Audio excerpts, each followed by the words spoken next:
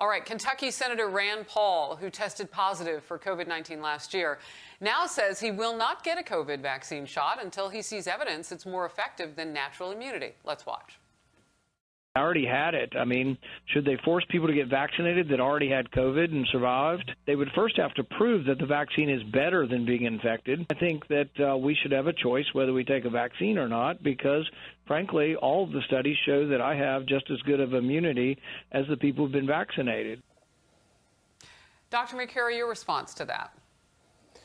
Well, he's right. The studies do show, and there's actually more evidence on natural immunity than there is on vaccinated immunity because natural immunity has been around a lot longer, and it's effective. It works. We don't see reinfections at any appreciable degree, and his scientific logic is rational. He's a doctor, and he's actually a smart doctor. I've talked to him. That makes sense. Why do we always distinguish vaccinated and unvaccinated as if natural immunity it does not exist? That is ultimately, I think, one of the great failures of our medical leadership is ignoring natural immunity, which changes everything. You know, I'm wondering then, how do people get it twice?